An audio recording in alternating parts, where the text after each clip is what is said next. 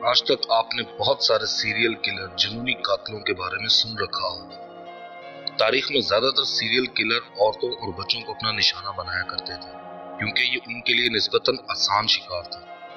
مگر آج میں آپ سے جس سیریل کلر کی بات کروں گا وہ خود ایک عورت ہے۔ یہ بات ہے ہنگری کی الزبتھ بیتھری کی۔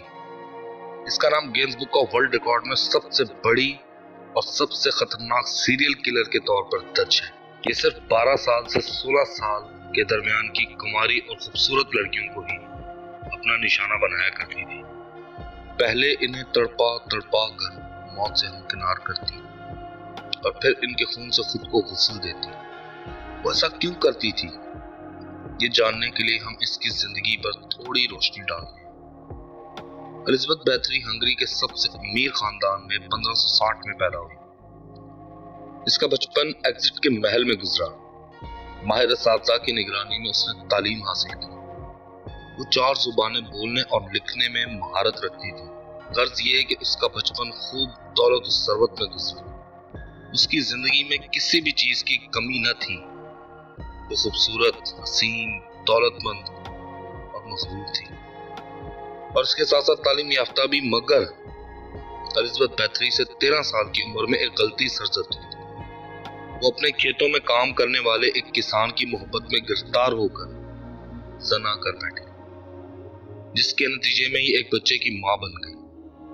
اس کسان کے ساتھ اس کے گھر والوں نے کیا کیا یہ آج تک کوئی نہیں جانتا، اور بچے کو پر اعتماد ملازمہ کے پاس بھیج دیا گیا۔ اس واقعے کے 2 سال بعد الزبتھ بیتھری کی شادی فریٹس نامی ایک نواب سے کر دی گئی۔ اس دور کی مہنگی ترین شادی تھی۔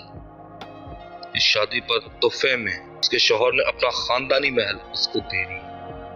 شادی کے بعد یہ دونوں ہنسی خوشی رہنے لگے، مگر ان کی شادی کے 3 سال بعد یعنی 1578 میں ہنگری اور سلطنت عثمانیہ میں جنگ چھڑ گئی، اور الزبتھ بیتھری کے شوہر کو فوج کا سپہ سالار بنا دیا گیا۔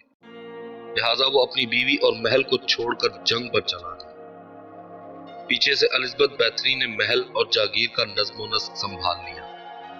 وہ ایک پڑھی لکھی عورت تھی، اس لیے وہ شوہر کی غیر موجودگی میں اکاؤنٹ کے کام سر انجام دینے لگی۔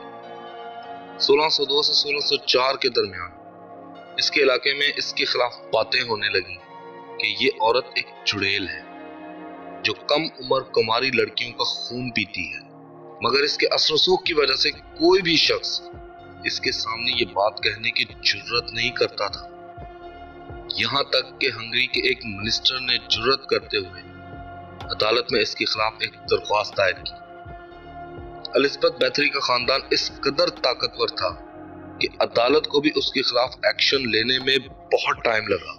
بالآخر 1610 میں ہنگری کے بادشاہ نے اس کے خلاف جانچ پڑتال کے لیے ایک ٹیم تشکیل دی۔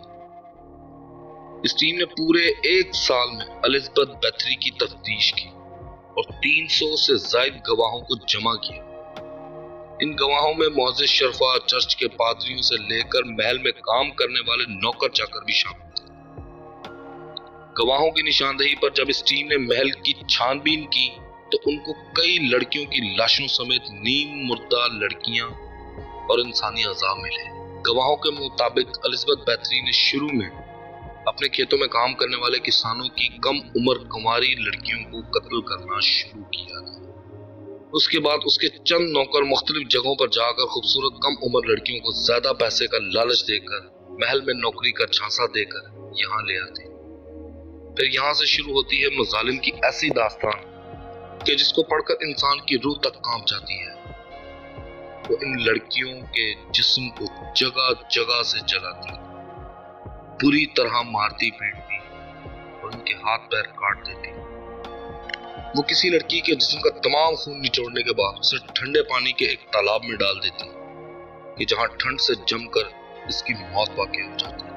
اس کے قتل کرنے کا ایک طریقہ یہ بھی تھا کہ وہ کسی لڑکی کے جسم کو شہد میں تر کر کے ایک باغ میں چھوڑ دیتی کہ جہاں شہد کی مکھیاں اور متعدد کیڑے اس کے جسم کو نوچ نوچ کر کھا جاتے تھے۔ الزبتھ بیتھری کے اوپر آدم خور ہونے کا الزام بھی موجود ہے۔ اس کام میں اس کے 3 ملازم بھی شریک تھے۔ जिन्हें सजाए मौत सुनाई गई। इन्हीं मुलाजिमों ने इतराफ किया कि एलिजाबेथ बैथरी इन लड़कियों के जिस्म से खून निचोड़कर इससे गुस्ल किया करती थी। उसका मानना था कि इस अमल से उसकी खूबसूरती में इजाफा होगा और उसकी जवानी बरकरार रहेगी। वो काले अलूम पर अंधा एतमाद रखती थी।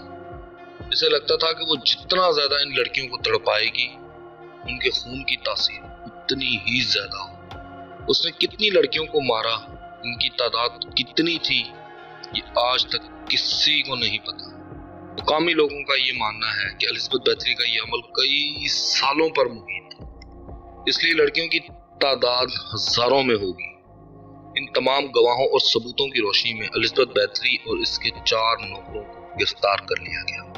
नौकरों को तो सरेआम फांसी दे दी गई, मगर एलिजाबेथ बैथरी के खानदान और उसके असर रसूख को देखते हुए उसको एक ऐसी अंधेरी कोठरी में कैद कर दिया गया कि जहां रोशनी और हवा का कोई गुजर न था। यहाँ वो 5 साल कैद में रही। एक शाम उसने अपने पहरेदार से कहा कि मुझे अपना जिस्म जलता हुआ महसूस हो रहा है, जिस पर पहरेदार ने कोई तवज्जो न दी।